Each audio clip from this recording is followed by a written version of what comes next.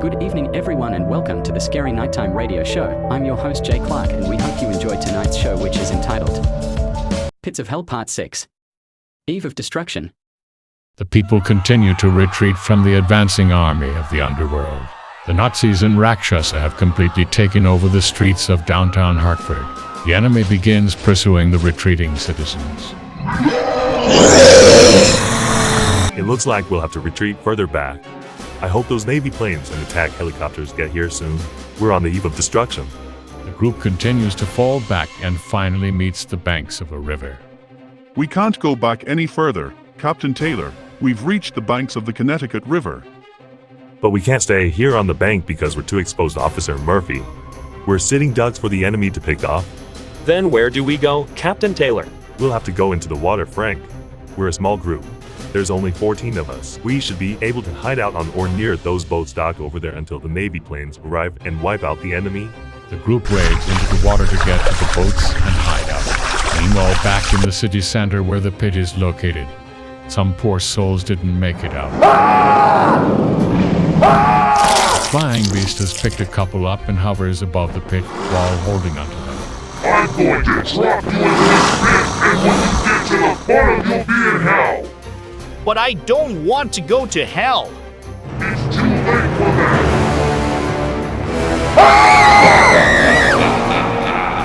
Beast unleashes the couple into the pit. Back at the river, the people hear the screams. I feel so bad for anyone who didn't make it out. I know it. Those poor souls. Well, all seems calm now in these waters. Not so much earlier today, though. Something happened earlier. Oh yes, Jonah. Down in Middletown, a sinkhole opened up in the Connecticut River, displacing the water and causing a mini tsunami. Much of Middletown and Portland got hit with a wall of water. We were so concerned about the chaos in Hartford that we overlooked that bit of news. One of the fleeing men voices concerns about the captain's tactics. I don't think we should stay near the riverbank with the enemy so close. I think we should cross the river. I'm a good swimmer. I want to go across over to East Hartford. Exactly. Why stay here and hide out? If they discover us, we'll be dead. If we cross the river to East Hartford, we'll be out of harm's way. I can't stop you if you wish to do that, but I think it will be safer to stick together. We have weapons to fight off the enemy with. But there's so many of them and so few of us. They'll wipe us out for sure if we stay. That's why we need to stay quiet so we're not found out. The Navy jets will be here soon and overwhelm the enemy. Sir, I think we are better off sticking together as well. Forget it, lady. I'm out of here. Who else is with me? With that, the man leaves and half of the group begins swimming across the river with him. The other half of the group continues to make their way to the boats. Let's just get onto those boats, simply hide out and wait for the Navy jets to get here and finish business. Absolutely, Frank. Hopefully we can avoid any more excitement for tonight. Yeah, we should be okay now. It should be smooth sailing from here on out, Boo. Right, Kyle. I mean, what else can possibly happen anyway? Suddenly something enters the water, unbeknownst to the group. Just a little bit further, folks. Oh, this water is cold, Frank. Oh, it's not that bad. Jessica. Follow me, folks. We can do this. There's nothing to fear here. Finally, Frank notices something moving swiftly in the night water. Oh my goodness, what is that coming towards us? It looks like a shark. That's impossible. Jessica, this is the Connecticut River. There's no sharks in these waters. The shark emerges its head from the water. Everyone make your way to the boats. Get onto the boats. The others swimming towards East Hartford are unaware of the shark and continue towards the other shore. I don't think they saw the shark. Lieutenant Walker, we need to warn them. Hey, you people, there's a shark in the water. What? A shark? Everyone knows there's no sharks in the Connecticut River. The shark emerges from the water and begins to attack.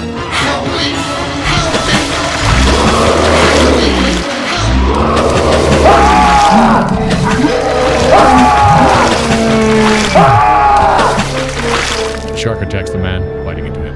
Lieutenant Walker, Fu, Kyle, and the professor climb aboard a boat. Everyone out of the water now. The people frantically swim their way towards the boats. More sharks are seen heading their way. Captain Taylor, officers Murphy and Rivera climb aboard a second boat. The shark is spotted heading towards Frank and Jessica.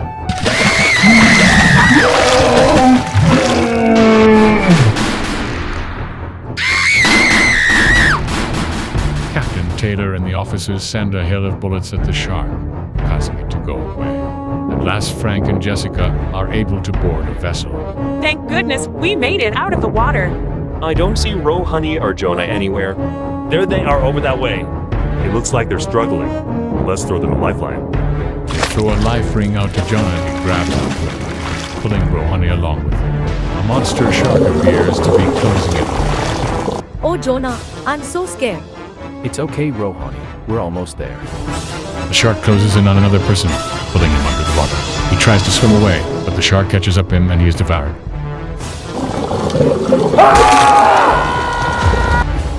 Jonah and Rohani barely make it onto the boat before the pursuing shark is able to gobble them up.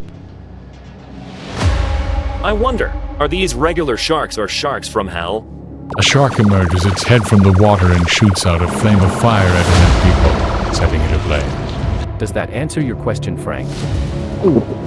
Yep. I see another couple out there. Throw them the lifesaver. They throw the lifesaver out to the couple and attempt to pull them in.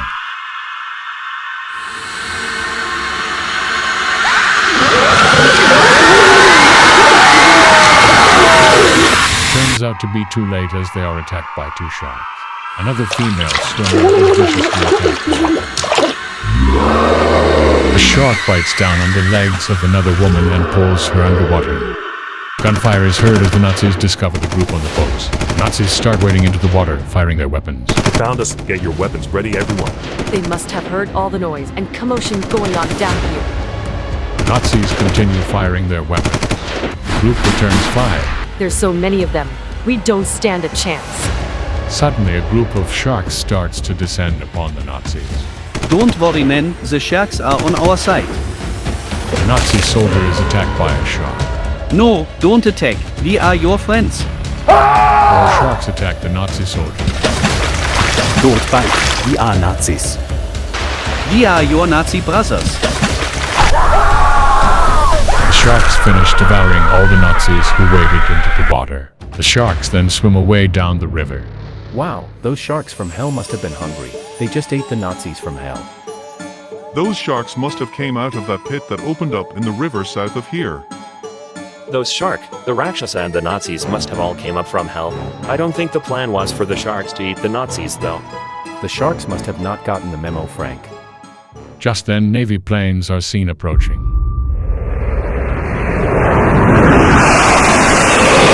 Look, everyone. The Navy jets have arrived. Let's get back onto the shore. Alright, boys, let's light this place up. The Navy jet swoops down and launches a missile into the pit.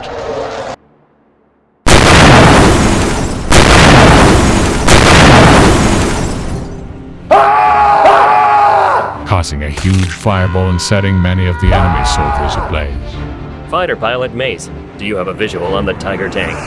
I'm looking now. Pilot Seymour, the last report is that it was spotted on Farmington Avenue. As soon as you locate it, lock in on the target and destroy it.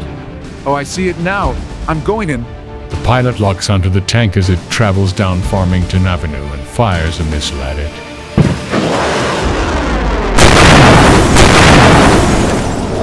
It's a direct hit and the tank is destroyed. The target has been eliminated. Pilot Seymour. Good job, Mace. Now the attack helicopters can swoop in for cleanup operations. Navy attack helicopters start firing machine guns at the remaining Rakshasa and Nazis.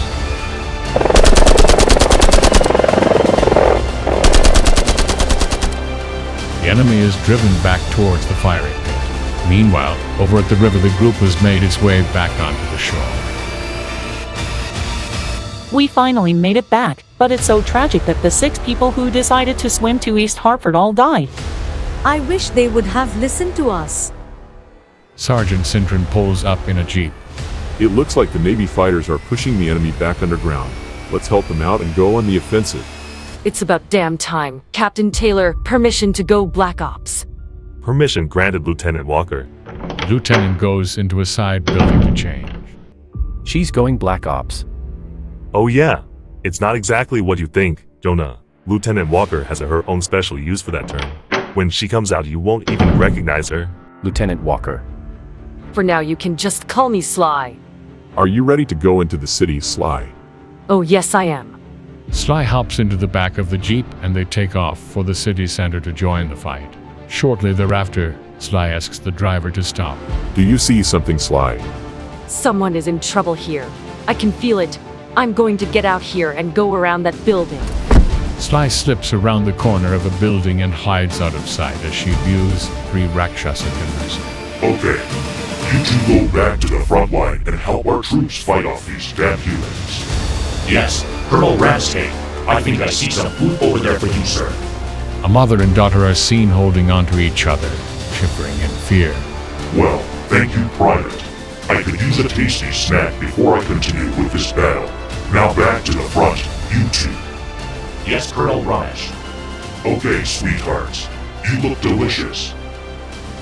No.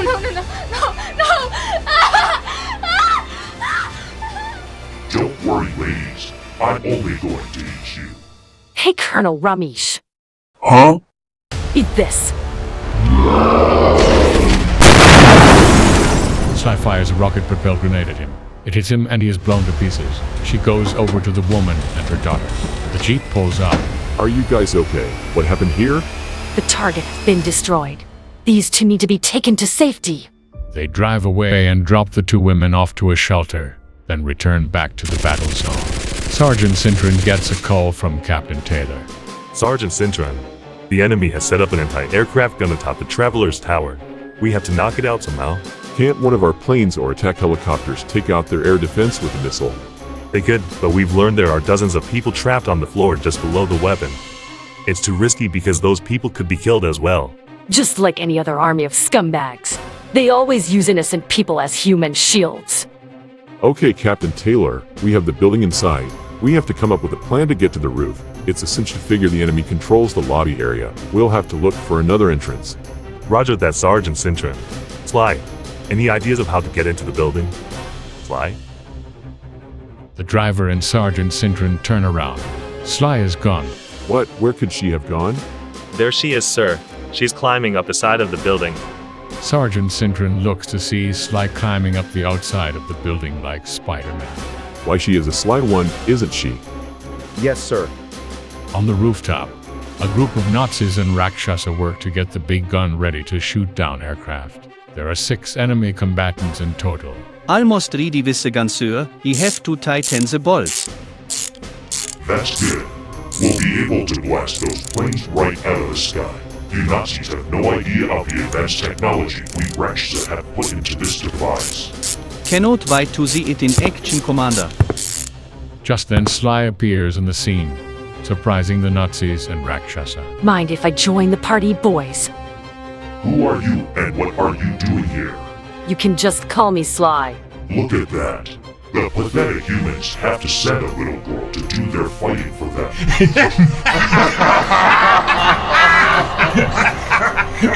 Don't you know it's bad manners to sneak up on people like that? We teach you all this on sweetheart. Come here, sweetheart. Oh, that would be just lovely, Nazi boy. But let me tell you just one little thing first. Never. Call me sweetheart. Again. She sees a fallen Nazi struggling on the ground. What's the matter, Nazi boy? Do I play a little too rough for you? You shot me in the ass. I shot you in the ass. Oh, silly me. I thought it was your head. With that, Sly has killed all 6 of the enemy atop the roof. She then straddles herself into the seat of the big gun. She radios the Navy flyers. Don't fire upon the roof. The air defense system has been neutralized. Navy pilot Seymour here. Wait a minute. I know that voice. Is this Walker? I mean Sly, I should say. The one and only. I should have known it would be you to come through for us. Ready to try out that cannon. Sure thing, Seymour. Just got to find out where the trigger is on this Rakshasa-built thing. Here it is. What should I shoot at? There's a group of stormtroopers marching down Trumbull Street. Give them a blast to put some pep in their step. Sly fires the weapon and it shoots out a laser beam at the stormtroopers, killing dozens. Groups on the ground see this. Oh my goodness, the Rakshasa have built laser weapons, Captain Taylor. Oh my word. We're definitely dealing with an advanced species from the sub-Earth, Frank. Captain Taylor, I've got reports from all the team leaders and the Navy personnel. The Rakshasa and Nazis have either fled back down into the pit in our underground again, or have been killed on the streets here. That's great news. Sergeant Cintron, let's get all the people to a safe, well-guarded location. All the fighters will need a good rest after this long night. Lieutenant Walker comes back onto the scene. Good to see you again after your brief hiatus, Lieutenant Walker. Our forces have retaken the city, Captain Taylor. We just have to root out any small pockets of Nazis or Rakshasa that have been left behind. Yes, and our troops will have to be extra cautious of any shapeshifters. What they think are ordinary people might actually be man-eating Rakshasa in disguise. Where should we stay for the night, Captain Taylor? Well, the park is definitely out of the question, Frank. It's too dangerous until we ensure any leftover hostiles have been rooted out. I have a building in mind for you on Washington Street. We'll put you high up on an upper floor where you'll be safe. The jeeps take the group over to the building where they will stay for the night. That was a mighty impressive piece of artillery the enemy mounted on that roof downtown. I know. And the scary thing is, who knows what else they have in store for us? This may only be the beginning, and I fear it will get much worse, Officer Murphy. May heaven help us.